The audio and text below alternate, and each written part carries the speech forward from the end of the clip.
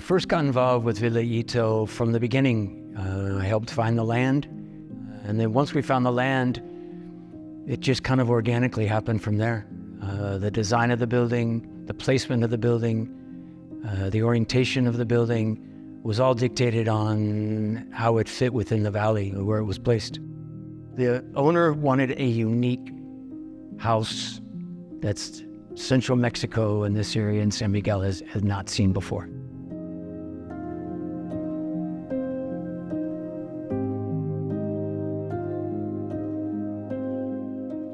The first ideas that came to mind for Villa Ito were a brutalist hacienda. And as the project developed, it became more brutalist and less hacienda. When you think of a hacienda, you think of a home. When you think of brutalism, you don't think of a home. So the goal was, could we merge these two designs to make brutalism livable with these traditional Mexican elements that the owner had found on his travels throughout Mexico for the last 10 years.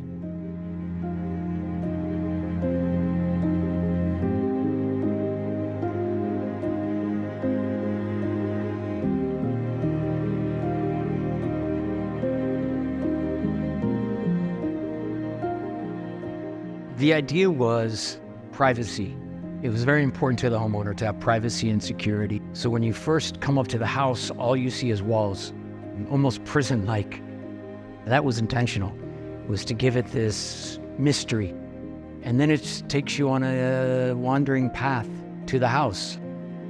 The idea for doing such a low front door is to have this smaller, almost regular-sized door that you then would go through, and then it would open up. And that did two things. It again led to that mystery, but it also made the new space that you walked into even more grand.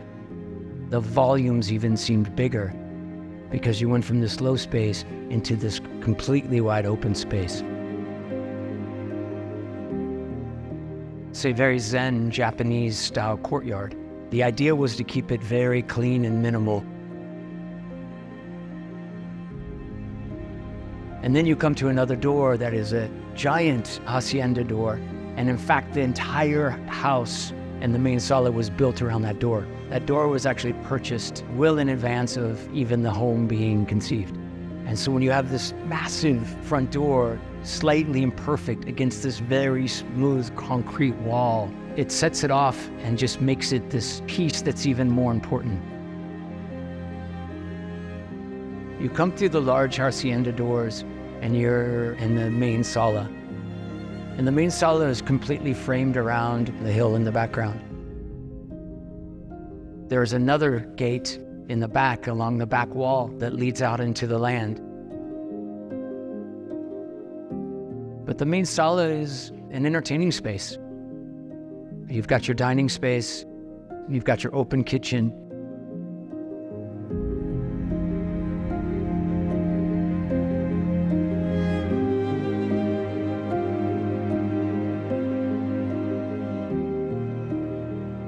You've got your small living area in front of the fireplace.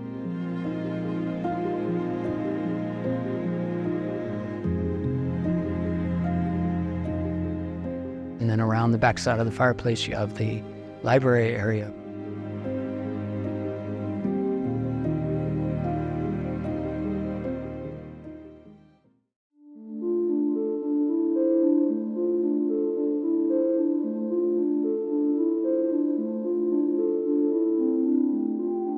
The house just organically was built.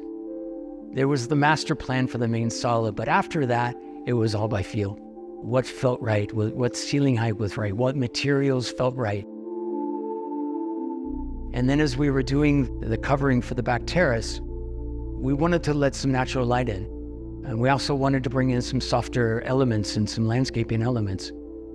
So we basically just stopped building. And as we stopped building, we're like, how is this gonna look? And so we just left it open. I personally think it's become one of the best features of the entire house. After we left it open, it was like, okay, now what's going to fit perfectly here? So the owner found this very sculptural tree that then the rest of the space was designed around this tree. So you'll see a built-in banquette seating area with an outdoor dining table. The large sliding glass doors open out onto that area from the library. So it's important to the owner to have this area where he could relax inside, but then also go outside, have a cup of coffee, have a drink in the afternoon, have dinner or have lunch, all around this tree and this open to the sky type of outdoor area.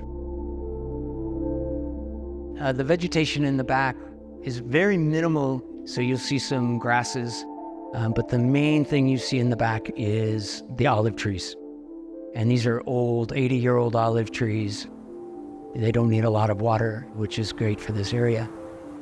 And they perfectly finished off the back of the house.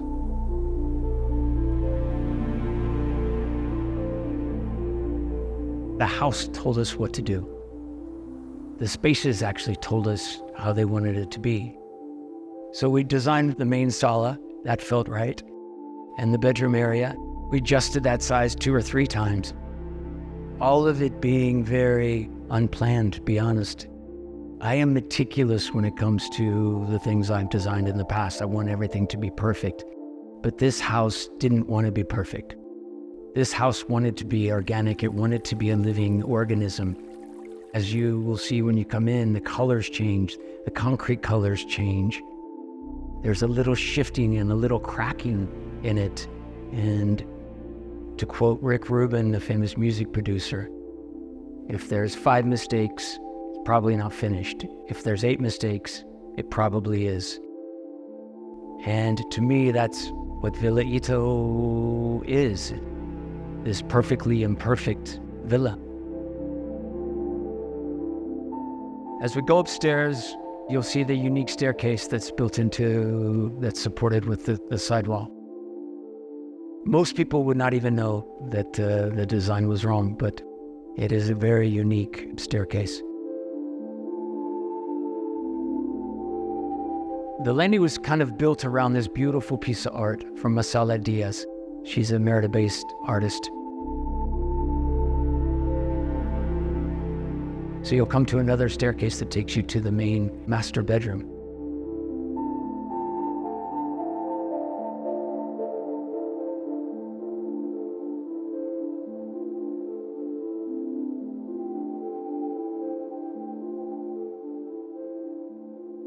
The owner's idea was to have this small balcony where they could actually see their entire property.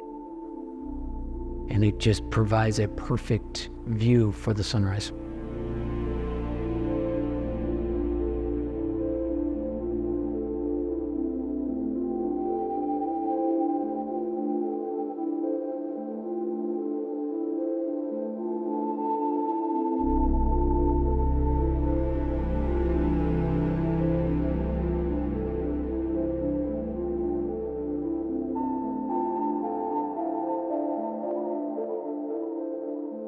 Villa Ito means to me letting go of control.